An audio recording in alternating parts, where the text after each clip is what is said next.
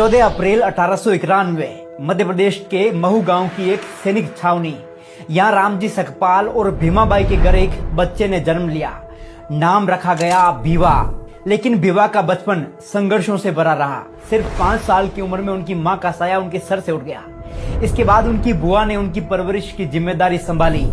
1894 में पिता रामजी सकपाल आर्मी से रिटायर्ड होकर सतारा आ गए।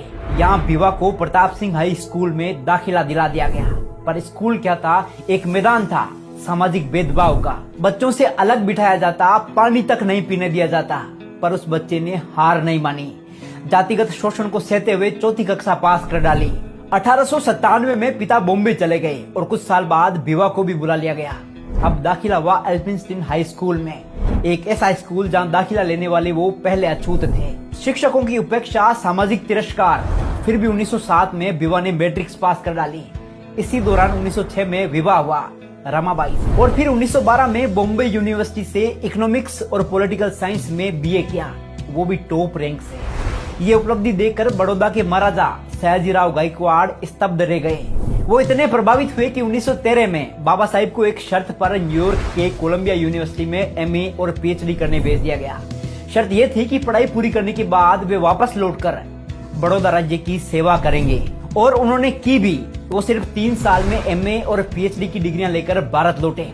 अब वो सिर्फ भीमराव नहीं थे, डॉक्टर भीमराव अंबेडकर बन चुके थे। महाराजा से किए वादे के अनुसार नौकरी की, पर भेदभाव पीछा नहीं छोड़ रहा था। किराए का घर छोड़ने को मजबूर किया गया, ऑफिस में जाति अपमान सहना पड़ा और अंततः उन्होंने नौकरी छोड़ दी। लेकिन अब उनकी नजर शिक्षा और न्याय की क्रांति पर थी। लंदन गए, जहां उन्होंने लंदन स्कूल ऑफ इकोनॉमिक्स से पीएचडी, बीएससी और बैरिस्टरेट लॉ की डिग्रियां प्राप्त की। फिर भारत लौटकर उतर पड़े जातिवाद के रंग में रंगे भारत को बेरंग करने। बाबा साहिब ने महिलाओं, दलितों, आदिवासियों और पिछड़े वर्गों के अधिकारों के लिए संघर्ष की मशाल जलाई। वो आवाज बन गए आशा और अधिकार की।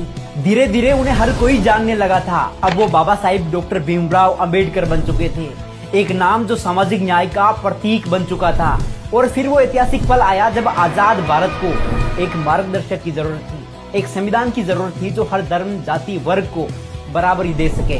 तब सबकी नजरें एक ही व्यक्ति पर टिकी। बाबा साहिब को भारत का संविधान निर्माता नियुक्त किया गया। उन्होंने ये जिम्मेदारी दिल से निभाई। देश के हर नागरिक को ध्यान में रखते हुए सिर्फ 2 साल 11 महीने में रच डाला दुनिया का सबसे बड़ा और सर्वश्रेष्ठ संविधान। आज वो सिर्फ इतिहास का हिस्सा नहीं है, वो प्रेरणा है, विचार है, क्रांति की आवाज है। ऐसी महान शख्सियत, champion of social justice, Bharat Ratna Baba Sahib doctor Ambedkar को शत शत नमन। जय भीम।